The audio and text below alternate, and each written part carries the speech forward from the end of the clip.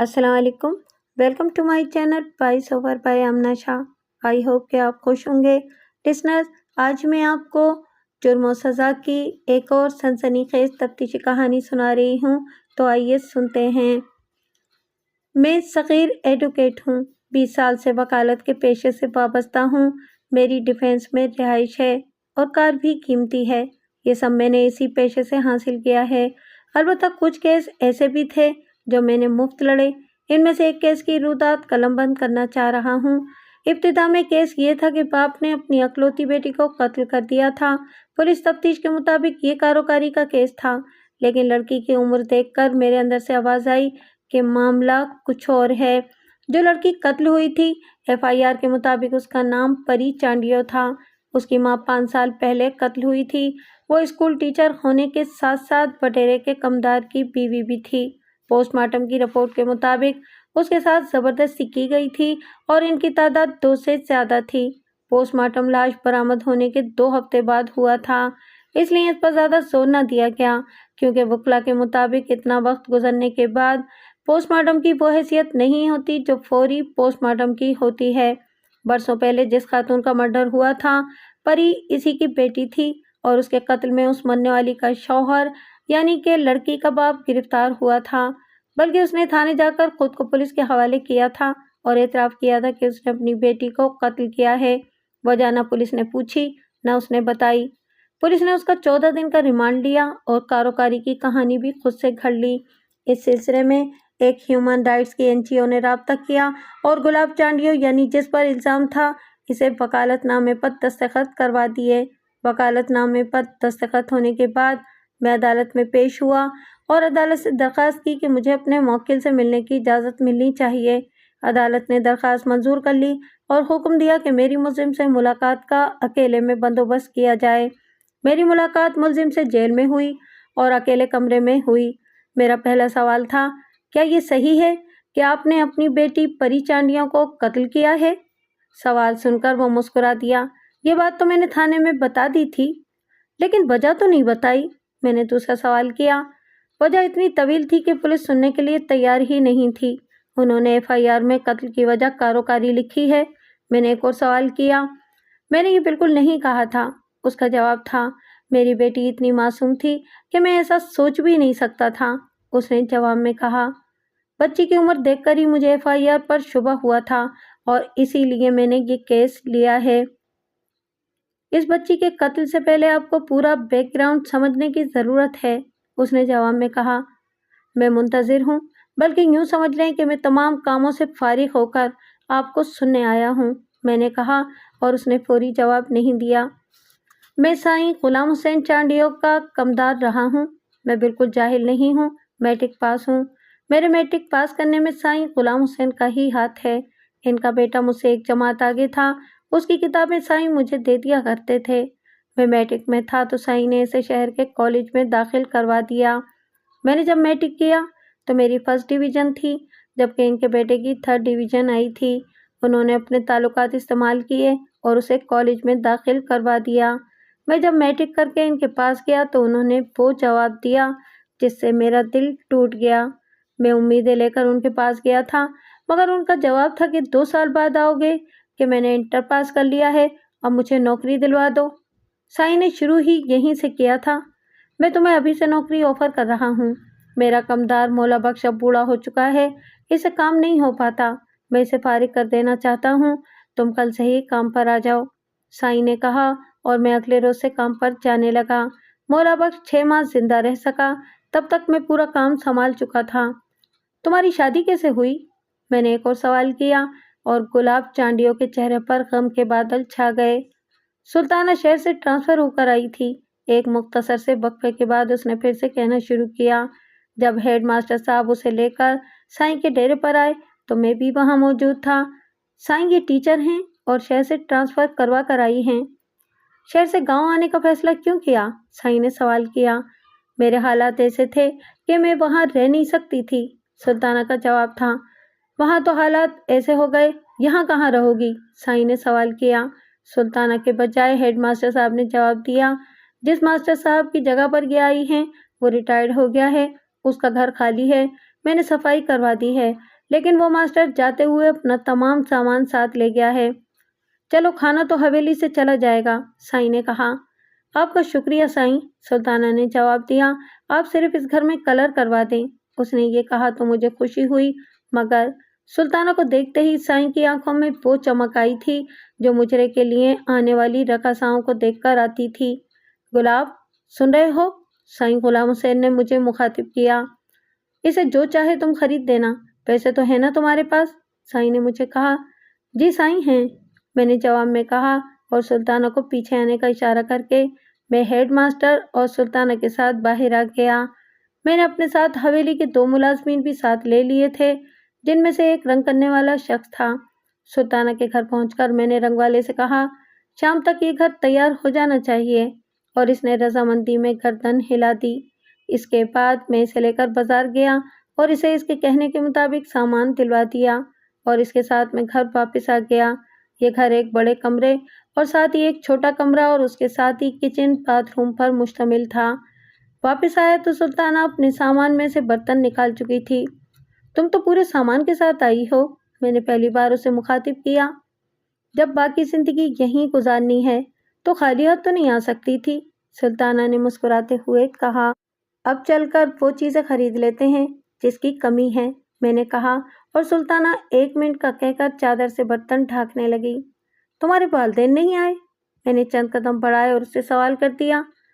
وہ وہاں چلے گئے ہیں جہاں جا کر کوئی واپس نہیں آتا، سلطانہ کا جواب تھا۔ کب ہوا یہ حادثہ؟ میں نے ایک اور سوال کر دیا۔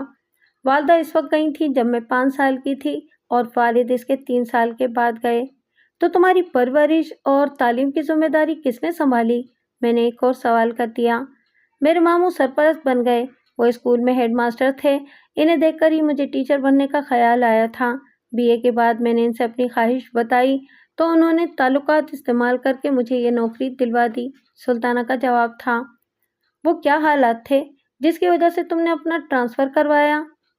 پچھلے مہینے ان کا انتقال ہو گیا۔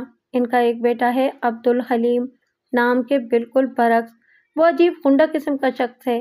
باپ کی موت سے 3 دن قبل پولیس نے اسے ڈکیتی کے الزام میں حراست میں لے لیا، اور وہ باپ کے جنازے کو کاندھا بھی دینے نہیں آیا، سلطانہ نے جواب دیا۔ تمہیں یہ خطرہ ہے کہ واپس آ کر وہ تمہارے لیے خطرہ بن سکتا ہے؟ حلیم میں بہت سی برائیاں ہیں، لیکن باپ کی بات مانتا تھا، سوائے اس کے کہ اس کے والد نے بہت چاہا کہ بیٹا تعلیم حاصل کر لے، لیکن 8ویں جماعت میں 3 بار فیل ہونے کے بعد اس نے اسکول چھوڑ دیا۔ ماموں نے بہت کوشش کی کہ وہ کوئی کام ہی سیکھ لے، لیکن اسے اپنے آوارہ دوستوں سے فرصت ہی نہیں تھی۔ محلے کے کچھ لوگوں نے ماموں کو بتایا کہ وہ موٹر سائیکل چوری کرتا ہے، پھر یہ معلوم ہوا کہ وہ گاڑیاں چھین کر بیچتا ہے۔ آخر میں اس کے ڈکیت ہونے کی خبر آئی اور اسی کیس میں پولیس نے اسے گرفتار کیا۔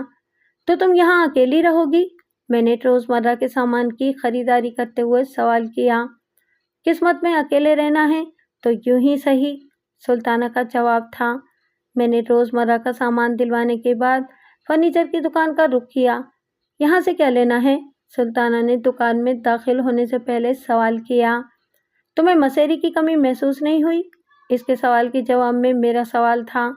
جو بچپن سے زمین پہ دری بچھا کر سوتی رہی ہو، اسے مسیری کی کمی کیوں کر محسوس ہو سکتی ہے؟ سلطانہ کا جواب تھا۔ دری بھی لے لینا، فی الحال مسیری تو پسند کرو، میں نے کہا، اور وہ مجھے صرف گھور کر رہ گئی۔ میں نے مسیری پسند کی اور دکاندار سے کہا، رات ہونے سے پہلے یہ دونوں چیزیں یعنی کہ مسیری اور گدا پہنچ جانا چاہیے۔ ہم جہاں جہاں گئے میں سلطانہ کا تعارف کرواتا رہا۔ یہ سلطانہ کا گاؤں میں پہلا تعارف تھا۔ ہم واپسی میں مسجد کے پاس سے گزرے تو امام صاحب کو دیکھ کر میں رک گیا۔ وہ مسجد سے نماز پڑھا کر نکل رہے تھے۔ میں نے سلطانہ کا تعارف کروایا تو انہوں نے سلطانہ کے سر پر ہاتھ رکھا اور کہا، بیٹا کچھ لڑکیوں کی تعلیم پر بھی توجہ دینا، اور سلطانہ نے کہا، ضرور، آپ بے فکر رہیں، ایسا ہی ہوگا۔ میں سلطانہ کے ساتھ گھر پہنچا تو بیڈ روم اور کچن تیار ہو چکا تھا۔ ہمیں پہنچے چند منٹ ہوئے تھے کہ مسیری اور گدا بھی آ گیا۔ میں نے دیگر لوگوں کے ساتھ مل کر مسیری جوڑی اور اس پر گدا بچھا کر کہا، اب آرام سے رہو یہاں۔ دیکھنا یہ ہے کہ یہ آرام کتنے دن کے لیے ملتا ہے۔ یہاں پر تھانہ تو ہے، لیکن بس نام کا ہے۔ چوری چکاری ڈاکہ وغیرہ کا یہاں کوئی ڈر نہیں۔ میں نے کہا ابھی ہمارے درمیان کی باتیں ہو ہی رہی تھیں کہ اسکول کا چوکیدار ڈھکی ہوئی ٹرے لے کر آ گیا۔ ہیڈ ماسٹر صاحب نے کہا ہے آج کا پہلا دن ہے، تھک بھی چکی ہوں گی تو یہ کھانا ان کی طرف سے ہے۔ چوکیدار اسکول کے بعد ہیڈ ماسٹر صاحب کے گھر کے کام کرتا تھا۔ ٹرے پر سے کپڑا ہٹایا تو کھانا 2 بندوں کے لیے کافی تھا۔ آپ بھی میرے ساتھ شریک ہو جائیں، اس نے کہا اور میں بھی کھانے میں شریک ہو گیا۔ سلطانہ نے بستر پر اخبار بچھایا۔ کھانا اگر بستر پر گرا تو نئی چادر خراب ہو جائے گی۔ یہ چادر اس کے سامان میں موجود تھی۔ ہم نے کھانا کھایا تو میں نے جانے سے پہلے کہا ویسے تو کوئی خطرہ نہیں ہے، لیکن ضرورت پڑے تو یہ سامنے گلی کا پہلا مکان میرا ہے۔ آپ نے اپنے خاندان کے بارے میں کچھ نہیں بتایا؟ سلطانہ کا سوال تھا۔ کیا بتاؤں؟ میں نے کہنا شروع کیا۔ اماں مجھے جنم دینے کے ساتھ ہی اللہ کو پیاری ہو گئیں۔ ابا کا انتقال 4 سال پہلے ہوا، بلکہ ان کا انتقال ہوا اور قتل کرنے والا کوئی اور نہیں، میرا اپنا ماموں تھا۔ اب وہ اپنے کیے کی سزا بھگت رہے ہیں۔ قتل کی وجہ؟ سلطانہ نے سوال کیا۔ نانا نے مرنے سے پہلے بچوں کا ان کا حصہ دے دیا تھا۔ اماں کے حصے میں بھی کچھ زمینیں آئی تھیں۔ دونوں ماموں کہتے تھے کہ آپ نے شادی کر دی، اب اس کا کس بات کا حصہ؟ یہی بات انہوں نے بابا سے کہی کہ ہم وارث ہیں، اس لیے زمین ہمارے نام کر دو۔ والد صاحب کا کہنا تھا کہ زمین میرے نام پر ہے ہی نہیں تو میں تمہارے نام کیسے کر دوں اور کس طرح کروں؟ جب وہ حیات نہیں ہے تو تم ہی اس کی زمینوں کے مالک ہو۔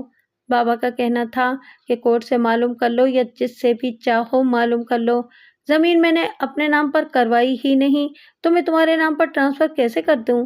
دونوں ماموں نے اپنے علاقے کے زمیندار سے سفارش بھی کروائی، لیکن سائیں غلام حسین چانڈیو نے اس کو اہمیت نہیں دی۔ تو اب یہ زمین تمہارے قبضے میں ہے؟ سلطانہ نے پوچھا۔ قبضہ میرے پاس ہے، لیکن میں بابا کی طرح اس پر فصل نہیں اگاتا، مکاتے پر دے دیتا ہوں، جو حصہ وہ دے دیتا ہے میں خاموشی سے لے لیتا ہوں، میں نے جواب دیا۔ سلطانہ نے اگلے روز سے اپنا کھانا خود بنانا شروع کیا۔ پہلے روز جب اس نے کھانا بنایا تو میں گھر واپس آیا تو اسکول کے چوکیدار نے گھر آ کر بتایا کہ میڈم نے کہا ہے کہ رات کا کھانا آپ ان کے گھر کھائیں گے۔ میں وقت مقررہ پر پہنچا تو اس نے کہا کہ بس 2 منٹ دے دیں، کھانا تیار ہے، 2 منٹ میں لگاتی ہوں۔ رات نیند کیسے آئی؟ میں نے سوال کیا اور وہ مسکرا دی۔ پہلی بار محسوس ہوا کہ اپنے گھر میں ہوں، بہت اچھی نیند آئی۔ شہر میں تو اندھیرا ہوتے ہی یوں محسوس ہوتا تھا کہ ابھی کہیں سے حلیم برآمد ہوگا اور مجھے جان سے مار دے گا۔ کھانا کھا کر اور چائے پی کر میں اپنے گھر چلا آیا۔ ایک طویل عرصے بعد وہ پہلی رات تھی جو بے چین گزری تھی اور اس کی وجہ سلطانہ تھی۔ بار بار وہ میرے خواب میں آ کر ڈسٹرب کرتی تھی، مگر جب آنکھ کھلتی تھی تو وہاں کچھ نہیں ہوتا تھا۔ اس کے کھانے کی تعریف کی تو اس نے بتایا تھا کہ کھانا اس نے پڑوس والی خالہ سے سیکھا ہے۔ ایک عجیب فرمائش اس نے کھانے کے دوران کی تھی۔ آپ میری مدد کریں گے؟ میں گھر کے آگے جو خالی جگہ ہے یہاں سبزیاں اگانا چاہتی ہوں۔ ایک تو اس سے خرچ بچے گا، دوسرا تازہ سبزیاں مل جائیں گی۔ لو جی، یہ بھی کوئی کام ہے؟ میں نے کہا صبح میں بندہ بھیج دوں گا، وہ احاطے کی دیواروں کے ساتھ ساتھ کیاریاں بنا دے گا، تم شوق سے اس میں سبزیاں اگانا، بلکہ میں یہ بھی کروں گا کہ 1-2 پنجرے بھی بھجوا دوں گا جن میں تم مرغیاں پال لینا۔ میں نے کہا اور وہ خوش ہو گئی۔ اس بارے میں تو میں نے سوچا ہی نہیں تھا، اسکول سے واپسی کے بعد بہت وقت ہوتا ہے، میں نے وقت گزاری کا بہانہ ڈھونڈا تھا۔ میں ہنس دیا۔ یہ سب اس وقت تک کے کھیل ہیں جب تک تمہاری شادی نہیں ہو جاتی، میں نے کہا اور وہ ہنس دی۔ کون کرے گا مجھ سے شادی؟ اس نے مسکراتے ہوئے سوال کیا، جس کا میرے پاس کوئی جواب نہیں تھا، اس لیے میں خاموش رہا۔ مجھے یوں محسوس ہوا تھا کہ وہ اس کے بعد بھی کچھ کہنا چاہتی ہے، لیکن وہ خاموش رہی تھی۔ فرق آیا تھا تو صرف اتنا کہ اس کی نظریں جھک گئی تھیں اور وہ زمین کو اپنے پیر کے ناخن سے اکھیڑنے کی کوشش کر رہی تھی۔ میں اس کی کیفیت سمجھ رہا تھا، مگر یہ سمجھ میں نہیں آ رہا تھا کہ وہ کچھ کہنا چاہ رہی ہے یا کوئی سوال کرنا چاہ رہی ہے۔ میں بھی خاموش رہا تھا۔ پھر میں گھر آ کر اپنے بستر پر لیٹ گیا اور پھر سے ایک بے کل رات گزاری۔ صبح ہوتے ہی میں نے 2 افراد کو سلطانہ کی طرف بھیج دیا اور انہیں سمجھا دیا کہ انہیں کیا کرنا ہے۔ ان سے یہ بھی کہا کہ استانی صاحبہ کو یہ بھی بتانا کہ انہیں بیج بونے کے بعد کیا کرنا ہوگا۔ 15 دن اسی طرح گزر گئے، لیکن 16ویں دن وہ ہوا جو کسی نے سوچا بھی نہیں تھا، جس نے 15 دن کے سکون کو خاک میں ملا دیا۔ میں اس وقت سائیں کے ساتھ تھا کہ ہماری گلی کا ایک شخص سائیں کے پاس آیا۔ سائیں، ایک شخص آیا ہے، وہ کہتا ہے کہ استانی صاحبہ اس کی بیوی ہیں اور وہ اس کے گھر سے زیور اور نقدی لے کر فرار ہوئی ہیں۔ اس سے پہلے کہ سائیں کچھ کہتے میں بول پڑا، بکواس کرتا ہے وہ، میں نے کہا، اور سائیں نے مجھے گھور کر دیکھا، لیکن ساتھ ہی انہوں نے ایس ایچ او کو فون کر دیا۔ آپ کی ضرورت پڑ گئی ہے، اس کے سوا انہوں نے کچھ نہیں کہا۔ نہ ایس ایچ او نے پوچھا، چل بھائی دیکھتے ہیں کہ کیا معاملہ ہے۔ سائیں کا مخاطب میں تھا۔ میں نے سائیں کی جیپ اسٹارٹ کی اور ہم سلطانہ کے گھر کی جانب چل دیے۔ سائیں کے باڈی گارڈز ہمارے پیچھے اس گاڑی میں تھے جو ان کے لیے مخصوص تھی۔ ہم جب وہاں پہنچے تو ایک مجمع لگا ہوا تھا جسے بمشکل ہیڈ ماسٹر صاحب کنٹرول کر رہے تھے۔ صاحب، معاملہ تو کچھ نہیں، میں اپنی بیوی کو لے جانے کے لیے یہاں آیا ہوں، اس شخص نے کہا جس کا ایک ہاتھ ہیڈ ماسٹر صاحب نے پکڑا ہوا تھا۔ کیا ثبوت ہے تیرے پاس کہ سلطانہ تیری بیوی ہے؟ سائیں کے بجائے میں نے سوال کیا۔ یہ ہے نکاح نامہ میری اور اس کی شادی کا۔ اس شخص نے جیب سے ایک مڑا توڑا سا کاغذ نکالا۔ یہ جھوٹ بول رہا ہے، سلطانہ چلانے والے انداز میں بولی تھی۔ یہ جھوٹ بول رہا ہے تو تم سچ بتا دو، سائیں نے سلطانہ سے سوال کیا۔ سچ یہ ہے سائیں کہ یہ شخص جس کا نام حلیم ہے، یہ میرے ماموں کا بیٹا ہے۔ ماں باپ کے بعد ماموں نے مجھے پالا، مجھے تعلیم دلوائی اور پھر نوکری بھی انہوں نے ہی دلوائی کیونکہ وہ خود ہیڈ ماسٹر رہ چکے تھے۔ ماموں نے بہت کوشش کی کہ یہ کچھ پڑھ لے، لیکن یہ 8ویں جماعت سے آگے نہ پڑھ سکا۔ انہوں نے یہ کوشش بھی کی کہ یہ کوئی ہنر ہی سیکھ لے، لیکن یہ اپنے آوارہ دوستوں میں مگن تھا۔ پہلے یہ اور اس کے دوست موٹر سائیکل چوری کرتے تھے، پھر یہ کاریں چھیننے لگے۔ خواتین سے پرس چھیننے اور بینک سے پیسے نکلوانے والوں کو لوٹنے کی وارداتیں اس کے علاوہ تھیں۔ یہ شکایات ماموں تک پہنچتی رہتی تھیں اور انہوں نے ڈانٹ کر، کبھی مار کر، بلکہ ہاتھ جوڑ کر اسے سیدھے راستے پر لانے کی پوری کوشش کی، لیکن یہ نہ سدھرا۔ سلطانہ کہنے پر آئی تو کہتی ہی چلی گئی۔ اسی دوران ایس ایچ او چند سپاہیوں کے ساتھ وہاں پہنچ گیا تھا اور کسی سے کچھ کہے بغیر اس مجمع میں شامل ہو گیا تھا جو سلطانہ کی باتیں سن رہا تھا۔ ماموں اسی غم میں چل بسے۔ ان کے انتقال سے 3 دن پہلے پولیس نے ہمارے گھر چھاپا مارا اور یہ گرفتار ہو گیا۔ ماموں اس کے پیچھے تھانے گئے تو وہاں وہ خاندان بھی موجود تھا جس کے گھر اس نے اور اس کے دوستوں نے ڈکیتی کی تھی۔ پولیس جب ماموں سے ملوانے اسے ایس ایچ او کے کمرے میں لائے تو وہ سب چلا اٹھے، یہی ہے وہ جو ان چاروں کو لیڈ کر رہا تھا۔ پھر ایک لڑکی جو شاید 16-17 برس کی تھی وہ آگے بڑھی اور اس نے اس کے منہ پر تھپڑ مارا۔ اس لڑکی کا کہنا تھا کہ زیور اور نقدی لوٹنے کے بعد اس نے اسے بے لباس کرنے کی کوشش کی تھی۔ ماموں کو پولیس نے وہ ویڈیو بھی دکھائی جس میں یہ شخص اپنے دوستوں کے ساتھ پولیس کی آمد پر فائرنگ کر رہا تھا۔ اس بنگلے میں سی سی ٹی وی کیمرے تھے جو ان کو معلوم ہی نہیں تھے۔ اس کمرے میں بھی کیمرہ تھا جس میں اس شخص نے اس لڑکی کے ساتھ زیادتی کرنے کی کوشش کی تھی۔ ماموں تھانے سے گھر آئے تو رو رہے تھے۔ وہ ساری رات انہوں نے روتے ہوئے گزاری تھی اور پھر تیسرے دن ان پر دل کا دورہ پڑا جس سے وہ جانبر نہ ہو سکے۔ سلطانہ یہ سب کہنے کے بعد اچانک خاموش ہو گئی۔ تب ایس ایچ او آگے بڑھا اور اس نے سوال کیا، یہ سب کب ہوا تھا؟ پچھلے ماہ کی 15 تاریخ کو ماموں کا انتقال ہوا۔ اس سے 3 دن پہلے یہ گرفتار ہوا۔ ہاں، میں یہ بتانا تو بھول ہی گئی کہ پولیس مقابلے میں ان کا ایک ساتھی مارا گیا تھا اور ایک پولیس والا شہید اور 2 زخمی ہوئے تھے۔ ہاں بھائی، وارداتی ہے؟ ایس ایچ او نے پلٹ کر حلیم سے سوال کیا۔ یہ جھوٹ بول رہی ہے۔ حلیم کی آواز معمول سے بڑھ کر تھی۔ ہاں بی بی، شہر میں تمہارا گھر کہاں تھا؟ ایس ایچ او نے سلطانہ سے پوچھا تھا۔ ہم ماڈل کالونی میں رہتے تھے اور اسی تھانے کی پولیس نے اسے گرفتار کیا تھا، سلطانہ نے جواب دیا۔ انسپکٹر صاحب، میرا یقین کریں، یہ صرف کہانی سنا رہی ہے۔ میرے والدین نے اسے پالا اور تعلیم دلوائی، جس کا یہ بدلہ آج ایک جھوٹی کہانی سنا کر آپ سب کو گمراہ کر رہی ہے۔ ویسے بھی ایک فکشن رائٹر ہے اور اس کے افسانے مختلف جگہوں پر چھپتے رہتے ہیں، حلیم نے کہا۔ اس کی آواز پہلے کے مقابلے میں زیادہ بلند تھی۔ سچ کیا ہے اور جھوٹ کیا ہے یہ تو ابھی 2 منٹ میں پتہ چل جائے گا، لیکن مجھے تو یہ بتا کہ 302 کا ملزم 1 مہینے میں باہر کیسے آ گیا؟ ایس ایچ او نے وہ سوال کیا جو میرے بھی ذہن میں تھا۔ پولیس نے میرا ریمانڈ لیا تھا۔ ریمانڈ مکمل ہوا تو میرے وکیل نے ضمانت کی درخواست دے دی اور میری ضمانت منظور ہو گئی۔ جب کیس میں کچھ تھا ہی نہیں تو عدالت مزید ریمانڈ کیوں دیتی؟ अभी पता चल जाता है। एसएचओ ने जेब से मोबाइल निकाला। हलीम ने मोबाइल फोन देखते ही वहां से भागने की कोशिश की, लेकिन मैं जो इससे ज्यादा दूर नहीं था इसे दबोच लिया। इसने खुद को मुझसे छुड़ाने की कोशिश की, लेकिन कामयाबी न मिलने पर उसने पिस्तौल निकाल लिया, लेकिन मैंने इस तरह दबोचा हुआ था कि वो फायर न कर सका। 1 मिनट से भी कम वक्त में उसका हाथ मरोड़कर मैंने पिस्तौल भी काबू में कर लिया। पिस्तौल जमीन पर गिरा तो मैंने रुमाल से उठाकर एसएचओ के हवाले कर दिया। इस वक्फे में एसएचओ राब्ता कर चुका था। हाँ भाई, तेरी जमानत अदालत ने मंजूर की है? एसएचओ ने हलीम से सवाल किया। एसएसपी साहब तो कह रहे हैं कि तू पुलिस की हिरासत से फरार हुआ है, एसएचओ ने कहा, और हलीम, जिसे अब पुलिस वालों ने काबू कर लिया था, बिल्कुल खामोश रहा था। मैं चाहूँ तो अभी इन लोगों से कहूँ तो ये तेरी तिक्का बोटी कर देंगे, मगर मैं कानून को हाथ में लेने का मुखालिफ हूँ। बेहतर है कि कानून तुझे सजा दे। साईं गुलाम हुसैन ने बहुत देर खामोश रहने के बाद कहा। एसएसपी साहब ने कहा है कि वो आज ही रवाना हो रहे हैं और कल तक आकर इसको कस्टडी में ले लेंगे, एसएचओ ने कहा, और मुझ समेत हर शख्स के चेहरे पर सुकून आ गया। सबसे ज्यादा सुकून सुल्ताना के चेहरे पर था।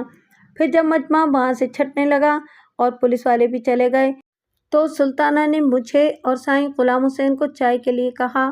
साईं इस पर तैयार हो गए तो हेडमास्टर साहब ने चपरासी से कहा, वहाँ लान में मेरे कमरे से कुर्सियां लाकर लगा दो। कुर्सियां लग रही थीं और सुल्ताना किचन में चली गई थी कि साईं गुलाम हुसैन ने मुझे इशारा किया और हम इनके पीछे इस कमरे में आ गए जो सुल्ताना का बेडरूम था। मास्टर साहब, मेरी राय में अब इस लड़की की शादी हो जानी चाहिए। साईं का फिक्रा भी मुकम्मल ही हुआ था कि मुझे क्यों महसूस हुआ कि मेरा कलेजा मेरे मुंह में आ गया है। मेरी भी यही राय है, लेकिन सवाल यह है कि इस वाक़ये के बाद कौन इसे अपनी बीवी बनाने पर तैयार होगा। मास्टर साहब ने कहा और मैं कहते कहते रह गया, मैं हाजिर हूँ, मगर मुझे कहने की ज़रूरत ही नहीं पड़ी। ये अपना गुलाब है ना? साईं गुलाम हुसैन ने मेरी तर्जुमानी की। लेकिन पहले लड़की से भी पूछना ज़रूरी है, हेडमास्टर ने कहा। इसे क्या एतराज़ होगा? साईं गुलाम हुसैन ने कहा। यह हमारे दीन का हुक्म है कि लड़की से ज़रूर मालूम करना चाहिए रिश्ता तय करने से पहले, हेडमास्टर साहब ने कहा। तुम्हें तो कोई एतराज़ नहीं? साईं ने मुझसे सवाल किया। मैं आपके हुक्म से कैसे रूह गिरदानी कर सकता हूँ? मैंने कहा। लड़की के साथ लड़के की मर्जी जानना भी दीन का हुक्म है, मास्टर साहब ने कहा। मैं इसे अपनी खुशनसीबी समझूंगा। तो कल का दिन इनके निकाह का दिन होगा। साईं गुलाम हुसैन चांडियों ने हुक्म सुनाया। ये तय करने से पहले इजाज़त दें कि मैं लड़की से इसकी मर्जी मालूम कर लूँ। मास्टर साहब ने दोबारा से कहा। हमारे यहाँ कब लड़की की मर्जी ज़रूरी समझी जाती है? साईं ने मेरे दिल की बात कर दी, लेकिन हेडमास्टर साहब डटे रहे। अगर ऐसा नहीं होता तो ये खिलाफ शरअ होता रहा है। हेडमास्टर ने आखिरी बात की। तभी सुल्ताना ने आवाज़ लगाई, चाय तैयार है, आ जाएं। हम उठकर बाहर आ गए और कुर्सियों पर बैठने लगे। चाय के साथ दीगर लिवाजमात भी थे जो सुल्ताना ने इस मुख्तसर वक्फे में तैयार कर लिए थे।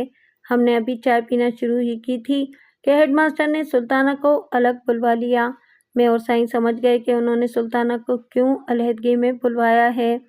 इसकी तस्दीक उस वक्त हुई जब वो दोनों वापस हुए। सुल्ताना के चेहरे पर हया की सुर्खी थी और वो शर्माई हुई नज़रों से मुझे देख रही थी। अब आप लोग एक ज़रूरी ऐलान सुने, चाय ख़त्म होते ही साईं गुलाम हुसैन ने कहा, लेकिन सुल्ताना वो सुनने से पहले ही वहाँ से उठकर अंदर चली गई।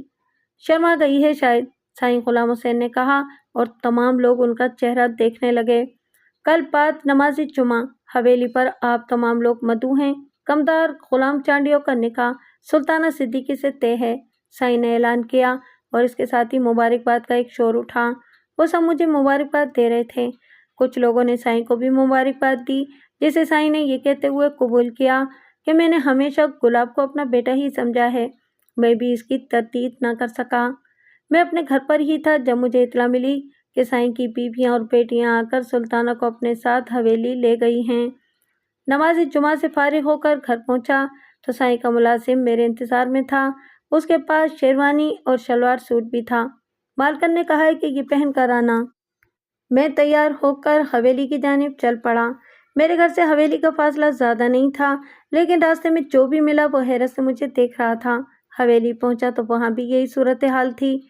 साईं गुलाम हुसैन ने मुझे मुबारकबाद दी और कान में कहा, बड़ी छप दिखा रहा है।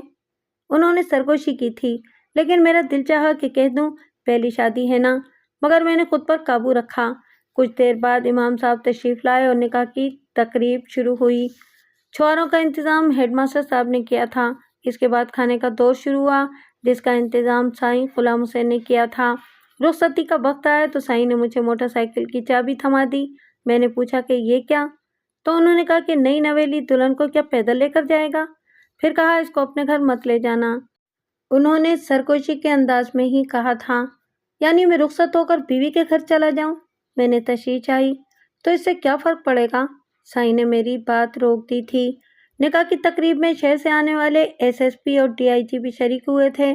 ڈی آئی جی صاحب نے مبارکباد دیتے ہوئے کہا، مجھے ایس ایچ او نے تحریری رپورٹ دی ہے۔ جس بہادری سے تم نے اس مفرور کو دبوچا اور اس سے پستول چھینا ہے، اس پر میں حکومت سے تمہارے لیے انعام کی سفارش کروں گا۔ ڈی آئی جی نے کہا، ان دونوں نے کیش کے لفافے بھی دیے تھے، ان دونوں کی بیگمات بھی ان کے ساتھ آئی تھیں۔ سائیں غلام حسین کی ہدایت کے مطابق میں نے بائک سلطانہ کے گھر پر روکی تو سلطانہ نے سوال کر دیا، یہاں کیوں؟ اور میں مسکرا دیا، جہاں بہت سی رسمیں توڑی ہیں وہیں ایک اور صحیح، میں نے کہا، اور سلطانہ ہنس دی۔ کون سی رسمیں توڑی ہیں؟ سلطانہ نے سوال کیا۔ تم شاید پہلی غیر چانڈیو لڑکی ہو جو چانڈیوں کے گھر میں بہو بن کر آئی ہو۔ آپ اسے میرے لیے قابل فخر سمجھتے ہیں؟ سلطانہ نے سوال کیا۔ ایسی کوئی بات نہیں ہے، تم نے رسموں کی بات کی تھی تو میں نے ایک بات کہہ دی۔ ابھی ہم ابتدائی بات چیت سے فارغ نہیں ہوئے تھے کہ باہر کے گیٹ پر دستک ہوئی۔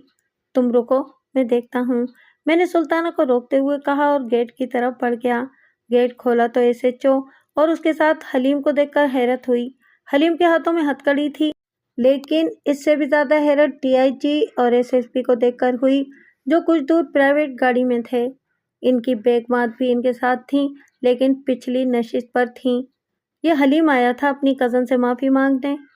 وہ معاف کر بھی دے تو اس کی قانونی پوزیشن پر کیا فرق پڑے گا؟ میں نے ایس ایچ او سے کہا، مجھے اس سے ملوا دیں۔ حلیم نے گڑ گڑانے والے انداز میں کہا، لیکن اس کی نوبت ہی نہیں آئی۔ سلطانہ کمرے سے باہر آ گئی۔ کون ہے؟ کس سے باتیں کر رہے ہو؟ اس نے باہر آتے ہوئے کہا، میں ہوں حلیم، تمہارا مجرم۔ کسی کے کچھ کہنے سے پہلے ہی حلیم بول پڑا، تم میرے نہیں قانون کے مجرم ہو۔ میرے ساتھ جو کیا اس پر میں تمہاری شکر گزار ہوں، سلطانہ نے کہا۔ اس دوران ڈی آئی جی اور ایس ایس پی کی بیویاں کار سے اتر کے ہمارے قریب آ گئیں۔ اس نے سب کچھ اگل دیا ہے، ایس ایچ او نے لقمہ دیا۔ وہ تو اس کی حالت بتا رہی ہے۔ میں نے اس کی جسمانی حالت دیکھ کر کہا، میں اس کی ڈکیتی اور حراست سے فرار کی بات نہیں کر رہا۔ ایس ایچ او نے کہا، تو پھر کس کی بات کر رہے ہیں؟ سلطانہ نے وہی سوال کیا جو میں کرنا چاہ رہا تھا۔ اس کا کہنا ہے کہ یہ تب سے آپ سے محبت کرتا ہے جب اس کے والد آپ کو اپنے گھر لائے تھے۔ ایس ایچ او نے حلیم کی ترجمانی کی۔ تو پھر وہ نہ کرتے تم جو کرتے رہے ہو، سلطانہ نے کہا، کم سے کم میٹرک ہی کر لیتے، سلطانہ نے کہا، اور حلیم سر جھکائے سنتا رہا۔ جو کچھ میں کرتا رہا وہ بھی تو تمہاری محبت میں ہی کرتا رہا۔ حلیم نے زبان کھولی۔ میری محبت میں؟ موٹر سائیکلیں چوری کی، گاڑیاں چھینی، بینک سے نکلنے والوں سے رقم چھینی اور ڈکیتیاں ماری؟ سلطانہ کے لہجے میں تلخی تھی، لیکن اس کے ساتھ ہی میں یہ محسوس کیے بنا نہ رہ سکا کہ اس کے انداز میں ایک ہمدردی بھی تھی۔ اس کا کزن ہے، اس کے والدین نے اسے پالا بھی ہے، شاید اسی وجہ سے اس کے انداز میں ہمدردی آ گئی ہو۔ وہ کزن جس کے ساتھ اس نے ایک عمر گزاری تھی، وہ اگر پھانسی سے پہلے ملنے آ جائے تو ہمدردی لہجے میں آ جانا ایک قدرتی امر ہوتا ہے۔ میں نے خود کو مطمئن کرنے کے لیے دلائل دیے اور کسی قدر مطمئن بھی ہو گیا۔ تب ہی ڈی آئی جی کی بیوی کی آواز میرے کانوں میں آئی تھی، سوری ہم نے تمہیں ڈسٹرب کیا۔ وہ معذرت کر رہی تھیں۔ سلطانہ نے کہا، کوئی بات نہیں، ہم تو ابھی باتیں ہی کر رہے تھے۔ اچھا اب ہم چلتے ہیں، یہ کہہ کر وہ کار کی طرف چل دی۔ میں اور سلطانہ واپس کمرے میں آ گئے اور صبح میری آنکھ اس وقت کھلی تو سلطانہ مجھے جھنجھوڑ رہی تھی اور جھنجھوڑنے کی وجہ بھی سمجھ میں آ گئی تھی۔ کوئی بری طرح گیٹ کو پیٹ رہا تھا۔ اٹھ کر گیٹ کھولا تو ہیڈ ماسٹر کا بیٹا ایک ٹرے ہاتھ میں لیے کھڑا تھا۔ امی نے ناشتہ بھجوایا ہے، اس نے گیٹ کھلتا دیکھ کر کہا تھا۔ امی سے کہنا اس تکلف کی کیا ضرورت تھی؟ میں نے یہ کہتے ہوئے ٹرے اپنے ہاتھ میں لی اور کمرے کی طرف چل دیا۔ تمہارے میکے سے ناشتہ آیا ہے، सुल्ताना की आंखों में उभरते सवाल को पढ़कर मैंने कह दिया और सुल्ताना मुस्कुराने लगी। अब बाकी उम्र इन नए रिश्तों के साथ गुजारनी है, सुल्ताना का जवाब था। नाश्ता इतना था कि हम दोनों ने खाया, इसके बाद भी बच गया। ये दोपहर के खाने में काम आएगा, सुल्ताना ने कहा। नाश्ते के बाद मैंने मोटरसाइकिल निकाली ताकि अपने काम पर जा सकूं। मैं वहां पहुंचा तो साईं मुझसे पहले पहुंच चुके थे। फसल तैयार है, कब तक कटवाओगे? मुझे देखते ही साईं ने कहा। अभी कुछ खोशे पूरी तरह नहीं पके, 10-12 दिन लगेंगे पकने में। मेरी जिम्मेदारियां अब बढ़ गई थीं। साईं के खेतों के साथ तो मुझे सुल्ताना की क्यारियों की भी देखभाल करनी होती थी। इसने तरह तरह की सब्जियां इनमें लगा रखी थीं। सबसे पहले तोरई की बेल ने सब्जी दी। मैंने एक टोकरे में तोरइयां डाली और साईं के घर पहुंचा। कुछ तोरइयां मैंने हेडमास्टर को भी पहुंचाई। हमारी शादी को अभी महीना नहीं हुआ था कि सुल्ताना ने कहा, मुझे बैंक अकाउंट खुलवाना है। गांव में बैंक नहीं था, इसके लिए कस्बे जाना पड़ता, जहां साईं गुलाम हुसैन का अकाउंट था। तुम्हें क्या ज़रूरत पड़ गई बैंक अकाउंट की? मैंने पूछा। मेरी तनख्वाह जो आनी है, सुल्ताना का जवाब था। मैंने साईं से जिक्र किया तो उन्होंने कहा, जाकर फार्म ले आना, मैं गवाह के तौर पर दस्तखत कर दूंगा, लेकिन साथ ही पूछ लेना तनख्वाह कितनी होगी। मेरा जवाब था कि मैं नहीं जानता और साईं खामोश हो गए। 2 रोज़ बाद मैं सुल्ताना को लेकर बैंक चला गया। मैनेजर मुझे साईं के हवाले से जानता था, लिहाजा उसकी कोशिशों से सुल्ताना का अकाउंट खुल गया। मैंने केस लिया था तुम्हारी बेटी के कत्ल का, और तुम मुझे न जाने किन किन बातों में उलझा रहे हो। बहुत देर तक मैं इसकी बातें सुनता रहा, लेकिन आखिरकार मेरे सब्र का पैमाना लबरेज हो गया। आपने ही तो कहा था कि आप हर काम से फारिग होकर मुझे सुनने आए हैं। गुलाब चांडियों ने मुझे मेरा कहा हुआ फिक्रा याद दिलाया। इसका ये मतलब भी नहीं कि तुम हर छोटी से छोटी तफसील भी बयान करो, मैंने कहा। मैं अपनी बेटी के कत्ल का इतराफ़ कर चुका हूँ, थाने में भी और मजिस्ट्रेट के सामने भी, लेकिन न पुलिस ने इसकी वजह पूछी, न मजिस्ट्रेट साहब को इस तफसील में जाने की ज़रूरत महसूस हुई, गुलाब चांडियों ने कहा, और मैं सोच में पड़ गया। वकील साहब, हर कत्ल की कोई वजह होती है, और जब तक वजह ना मालूम की जाए इंसाफ का हुसूल नामुमकिन होता है, गुलाब ने कहा, और मैं हैरत से इसे देखने लगा कि क्या ये वाकई सिर्फ मैट्रिक पास है। हमारे तरीका इंसाफ में मौजूद इस सुकम की तुमने सही निशानदही की है, मैंने कहा, और गुलाब के चेहरे पर इत्मीनान सा आ गया। अब मेरी कोशिश होगी कि गैर ज़रूरी तफसीलात में जाए बगैर अपनी बात पूरी करूं। गुलाब चांडियों ने अपनी बात दोबारा शुरू करने से पहले कहा। शादी की सालगिरह करीब आ रही थी कि सुल्ताना ने बताया कि इसे शुबा है कि वो हामला हो चुकी है। गांव में कोई लेडी डॉक्टर तो थी नहीं, इसलिए एक छुट्टी वाले दिन में सुल्ताना और कस्बे के हेल्थ सेंटर गए, जहां लेडी डॉक्टर ने तस्दीक की हमारा खर्चा न होने के बराबर था। पोल्ट्री फार्म समेत तमाम आमदनी बैंक में जाती थी। सुल्ताना के हामला होने के 6 माह तक हालात इत्मीनान से रहे। फिर डॉक्टर के मशवरे से हम शहर के बड़े अस्पताल में आ गए और यहाँ सुल्ताना ने एक प्यारी सी बच्ची को जन्म दिया, और उसने कहा, ये तो बिल्कुल परी है, और हमने इसका नाम ही परी रख दिया। परी की पैदाइश के साथ ही मैं एक नए जज्बे से रूशनास हुआ। पहली बार जब मैंने उसे गोद में लिया तो मुझे यूँ महसूस हुआ कि मैं और मेरा वजूद इस नन्ही बच्ची में सिमट आया हो। पहली बार जब उसने बाबा कहा तो मुझे यूँ महसूस हुआ कि मेरे आसपास की हर शय रक्स करने लगी है। परी की सूरत में मुझे और सुल्ताना दोनों को एक खिलौना मिल गया था। एक तीसरा शख्स भी था जिसकी ज़िंदगी में फ़र्क आया था, और वो था साईं गुलाम हुसैन चांडियो। मैंने महसूस किया कि अब वो हमारे घर के ज़्यादा चक्कर लगाने लगा था। इसकी आंखों की वो चमक जो सुल्ताना को देखकर आती थी, वाज़ेह होती चली गई थी। वो आता तो परी के बहाने से था, लेकिन इसकी निगाहें सुल्ताना पर जमी होती थीं। फिर एक दिन इसकी ज़बान से निकल ही गया, गुलाबे, तेरी बीवी बच्ची की पैदाइश के बाद ज़्यादा खूबसूरत हो गई है।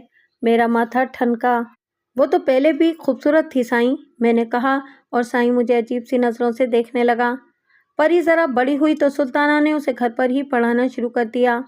हम अपनी परी को बहुत अच्छे स्कूल में पढ़ाएंगे, सुल्ताना ने कहा, मगर इसके लिए तो हमें शहर शिफ्ट होना पड़ेगा। यहाँ गांव में तो अच्छा स्कूल कहाँ है, मैंने कहा। तो शहर शिफ्ट हो जाएंगे ना, सुल्ताना ने किसी वक्फे के बगैर कहा, और मैं भी सोच में डूब गया।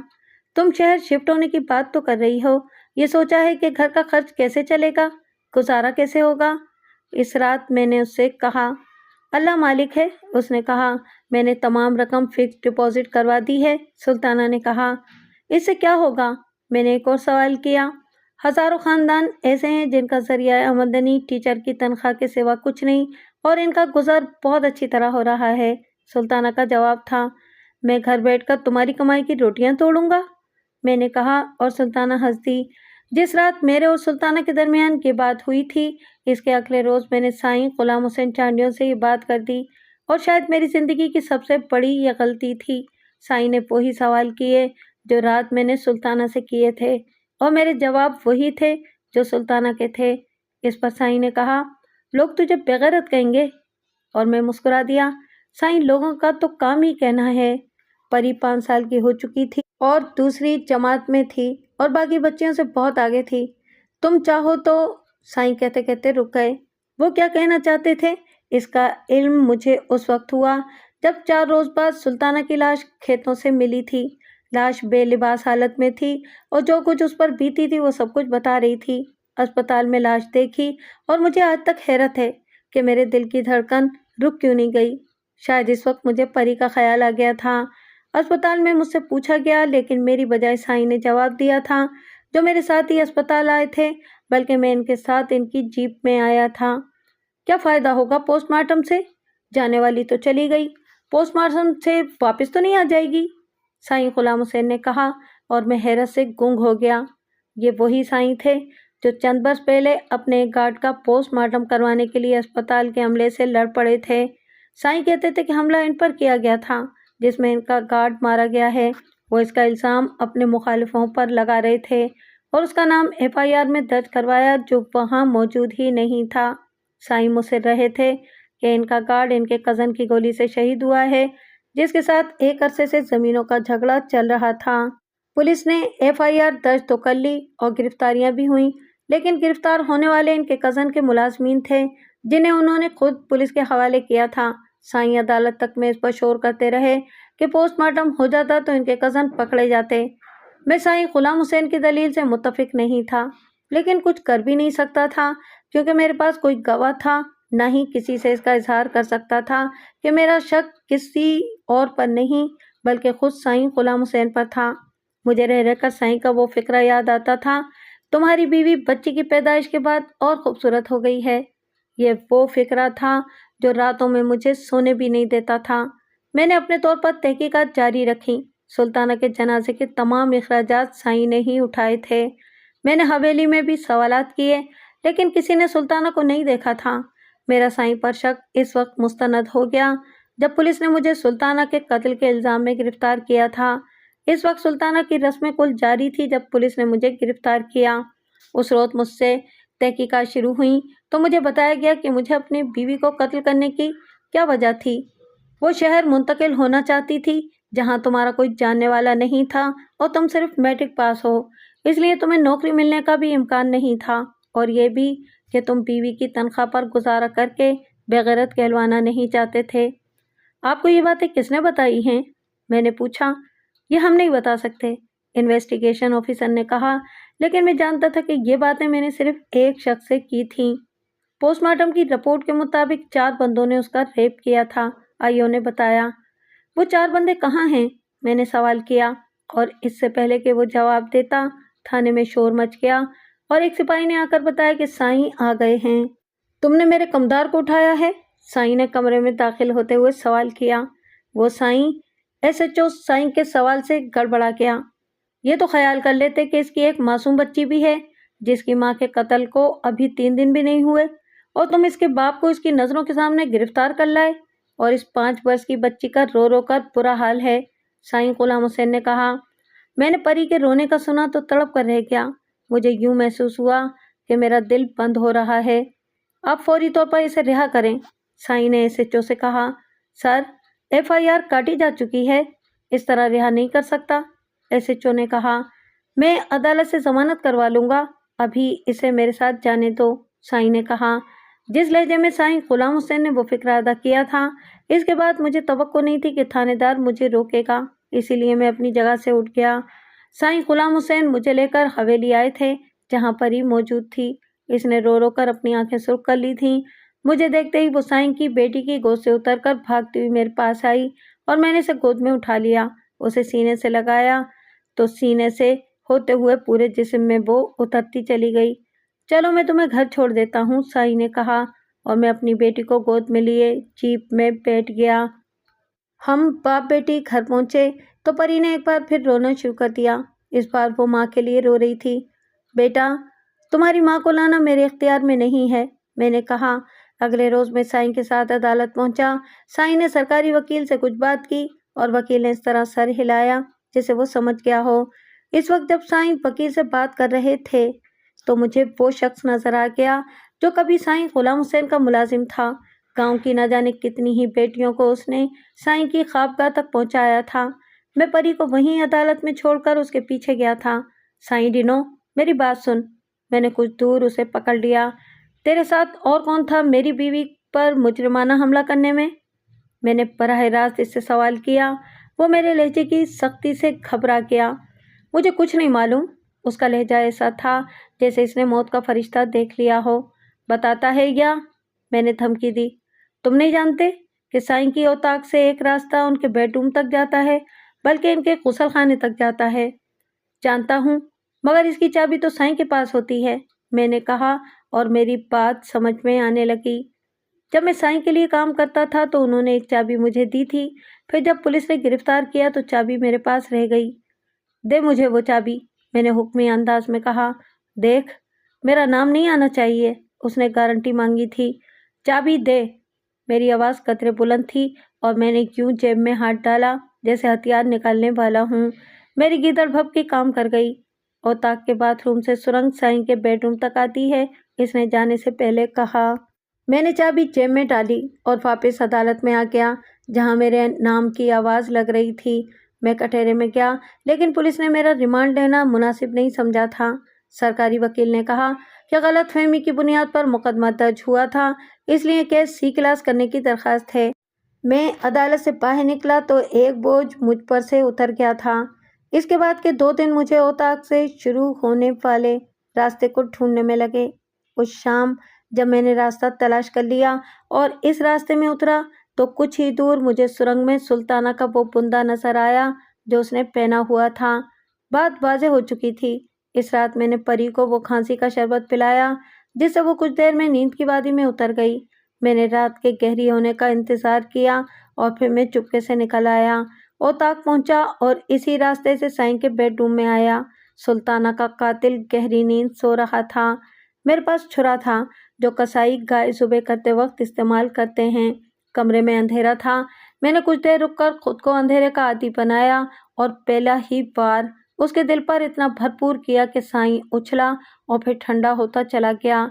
मैंने किचन का छुरा वहीं छोड़ा और उस पर से अपनी उंगलियों के निशानात साफ किए और फिर उसी रास्ते से वापस हो गया। औताक की चाबी मेरे पास ही होती थी, इसलिए उसे बंद करने में मुझे कोई मुश्किल पेश नहीं आई। घर पहुंचा तो परी गहरी नींद सो रही थी। वो दवा के असर में थी। मैं इसके साथ ही लेट गया। मेरे सर से एक बोझ उतर गया था। सुबह तक सोता रहा। सुबह के करीब परी उठी और मैं भी उठ गया। बाबा, बाबा, नाश्ता। मैंने उसको नाश्ता कराया। उसी वक्त जब गेट बजने की आवाज़ आई, मैंने गेट खोला तो हवेली के चौकीदार को देखकर मुझे हैरत नहीं हुई। किसी ने रात में साईं को कत्ल कर दिया है और मैं सर पकड़कर वहीं बैठ गया।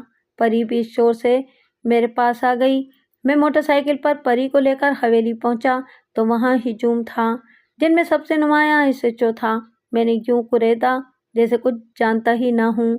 एसएचओ ने बताया कि सुबह जब मुलाजमा चाय देने इनके कमरे में आई तो साईं की लाश बिस्तर पर थी और बिस्तर साईं के खून से तरबतर था। साईं की बीवी ने बेटे को फ़ोन कर दिया था और इसकी वापसी तक जनाजा मुलतवी रहा। अगली सुबह साईं का जनाजा उठा। इनका बड़ा बेटा रात में ही लंदन से आ चुका था। पुलिस हैरान थी कि खिड़कियां दरवाजे सब बंद थे, तो कातिल आया किस रास्ते से। इस वाक़ये को 10 वर्ष गुजर गए। पुलिस फाइल तो 6 माह के बाद ही बंद हो गई थी। तफ्तीश आगे बढ़ ही नहीं रही थी, तो वो क्या करते। साईं गुलाम हुसैन का बेटा बाप की मौत पर जो आया तो फिर वापस नहीं गया। उसने यहीं पर प्रैक्टिस शुरू कर दी थी। इसके क्लाइंट ज़्यादातर चोर, डाकू और मंशियात फरोश थे। وہ ان سے فیس کے علاوہ دوسرے کام بھی لیتا تھا۔ وہ پڑھا لکھا تھا، ہر کام پر بہت غور کر کے کام کرتا تھا۔ آس پاس کی زمینوں پر قبضے کرنا اور جو شور کرے اسے قتل کروا دینا اس کے پسندیدہ مشاغل تھے۔ پھر اس نے سیاست میں بھی حصہ لینا شروع کر دیا اور اسمبلی کا رکن بھی بن گیا۔ اس کی طاقت باپ سے کئی گنا بڑھ گئی تھی۔ ان 10 برسوں میں 5 سال کی پری 15 سال کی ہو گئی تھی اور واقعی پری ہی بن گئی تھی۔ اس کے ٹکر کی خوبصورت لڑکی آس پاس کے گاؤں میں بھی نہیں تھی۔ سلطانہ کے قائم کردہ سیکنڈری اسکول کو اب ہائر سیکنڈری اسکول میں بدلنے کی بات ہو رہی تھی۔ میٹرک میں پری نے پورے ضلع میں ٹاپ کیا تھا اور اس کے اسکول میں تقریب ہوئی جس کا مہمان خصوصی بڑے سائیں کا بیٹا تھا۔ اس کے اگلے ہی روز وہ ہمارے گھر میں تھا۔ باتوں میں اس نے ذکر چھیڑا کہ بیٹی جوان ہو گئی ہے، آپ نے اس کی شادی کے بارے میں کیا سوچا؟ اس نے کہا تھا ابھی تو وہ چھوٹی ہے، میٹرک کی تو کیا ہے، میرا جواب تھا۔ بس کافی ہے اتنی پڑھائی، اس کا جواب تھا اور اس جواب میں اصرار تھا۔ وہ کہتی ہے کہ میں ڈاکٹر بنوں گی، میرا جواب تھا۔ اس کے لیے تو تمہیں شہر شفٹ ہونا پڑے گا، یہاں تو آس پاس کوئی میڈیکل کالج نہیں۔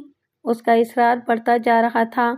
یہ اس کی ماں کی بھی خواہش تھی، میں نے جواب میں کہا اور اس کے چہرے پر ایک رنگ آ کر گزر گیا۔ میں 5-6 سال انتظار نہیں کر سکتا۔ بالآخر اس نے اپنے چہرے سے نقاب اتار پھینکا۔ یہ آپ کیا کہہ رہے ہیں؟ میں نے کہا اور اس کے چہرے پر ایک خبیث سی مسکراہٹ آ گئی۔ تم اپنی بیٹی کے لیے اور کیسا رشتہ چاہتے ہو؟ وہ کھل کر سامنے آ گیا تھا۔ کیا میں پڑھا لکھا نہیں، باعزت نہیں؟ اس کا اصرار بڑھتا جا رہا تھا۔ آپ کی عمر اور پری کی عمر میں بہت زیادہ فرق ہے، آپ اس کے باپ سے بھی بڑے ہیں۔ میں نے اپنے انکار پر قائم تھا مگر وہ بھی اپنی قسم کا ایک ڈھیٹ تھا۔ عمر سے دیکھو کوئی فرق نہیں پڑتا، اور دیکھو مجھے مجبور نہ کرو، میرے ہاتھ کتنے مضبوط ہیں اس سے تم اچھی طرح واقف ہو۔ وہ دھمکیوں پر اتر آیا تھا۔ میں واقعی جانتا تھا کہ وہ کیا نہیں کر سکتا تھا۔ ایک بار میں نے سوچا کہ اسے بھی اس کے باپ کے پاس بھیج دوں، لیکن پھر میں نے یہ ارادہ ترک کر دیا۔ ہر بار قسمت اس طرح مدد نہیں کرتی جو پچھلی بار کی تھی۔ ہیڈ ماسٹر صاحب کا آخری وقت تھا جب انہوں نے مجھے بلوایا۔ میں اس رات میں جاگ رہا تھا جب تمہارے گھر سے کالے کپڑوں والا شخص نکلا تھا۔ اس نے اوطاق کا تالا کھولا، پھر کچھ دیر بعد وہی شخص اوطاق سے نکلا اور اوطاق کا دروازہ بند کر کے گھر میں چلا گیا تھا، اور اگلے ہی صبح سائیں غلام حسین کے قتل کا شور مچ گیا تھا۔ پولیس معلوم نہ کر سکی کہ بند دروازوں کے بعد بھی قاتل کیسے بیڈ روم میں آیا، لیکن میں گواہی دے سکتا تھا کہ اوطاق سے کوئی سرنگ سائیں کے بیڈ روم تک جاتی ہوگی اور قاتل تمہارے سوا کوئی نہیں تھا۔ تم نے شاید میری بیٹی کے قتل کا بدلہ لیا تھا۔ میں ان کی بات خاموشی سے سنتا رہا تھا۔ وہ دن میں نے بہت کرب میں گزارا۔ جب میں ایک فیصلے پر پہنچ گیا، مجھے ہر صورت اپنی بیٹی کو زندگی بھر کے کرب سے بچانا تھا۔ ایک بار میں نے وہ چابی نکالی جس کے ذریعے میں اس سرنگ میں داخل ہو سکتا تھا، مگر پھر میں نے وہ چابی وہیں رکھ دی جہاں برسوں سے رکھی تھی۔ رات میں ہم باپ بیٹی نے ساتھ کھانا کھایا۔ بابا، آپ روئے ہیں کیا؟ میں نے جب اسے ہر رات کی طرح دودھ دیا تو پری نے معصومانہ سوال کیا۔ نہیں تو، میں نے اپنی بھیگی آنکھیں پوچھتے ہوئے کہا۔ بابا، آپ کو بھی ماما یاد آتی ہیں؟ اس نے دودھ کا گلاس ہونٹوں سے لگاتے ہوئے کہا اور میں نے نفی میں سر ہلا دیا۔ مجھے تو یاد آتی ہیں، پری نے معصوم لہجے میں کہا تھا۔ پھر وہ ہر رات کی طرح اپنے بستر پر چلی گئی۔ چھوٹا کمرہ اس نے اپنے نام کر لیا تھا۔ 2 گھنٹے میں اپنے بستر پر کروٹیں بدلتا رہا۔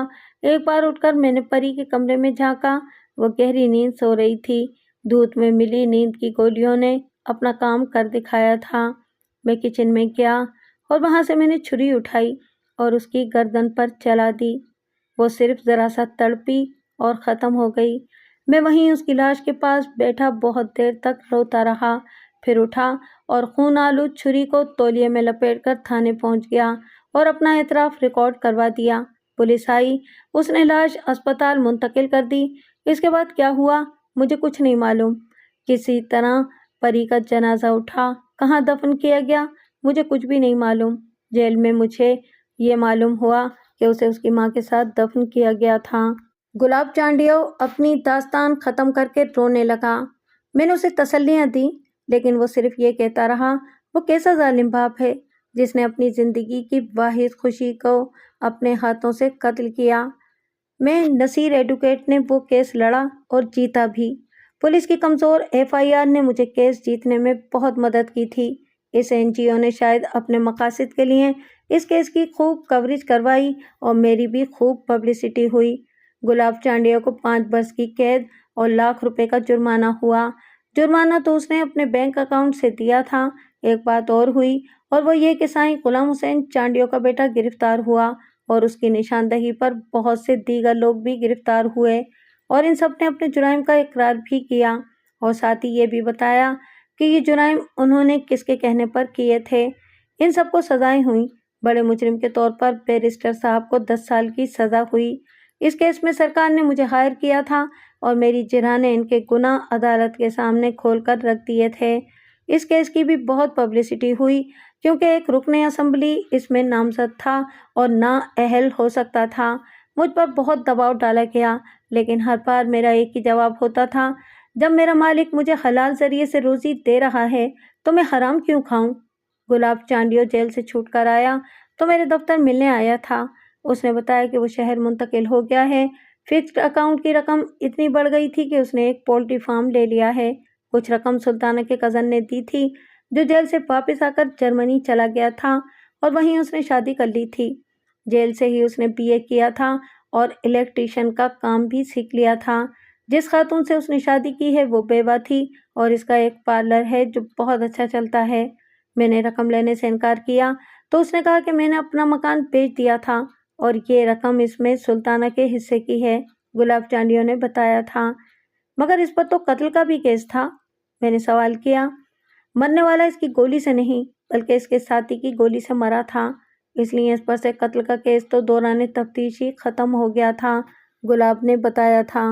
इस वाक़ये को भी अरसा बीत गया, लेकिन अब भी जब मौका मिलता है मैं इसके पोल्ट्री फार्म पर जाता हूँ, जहाँ से वापसी पर वो दर्जनों अंडे और मुर्गियाँ मेरी गाड़ी में रखवा देता है और वापसी पर मैं सोचता रहता हूँ कि हमारे मुल्क से ये ज़ालिमाना निज़ाम किस तरह और कब ख़त्म होगा और मुझे कोई उम्मीद नज़र नहीं आती।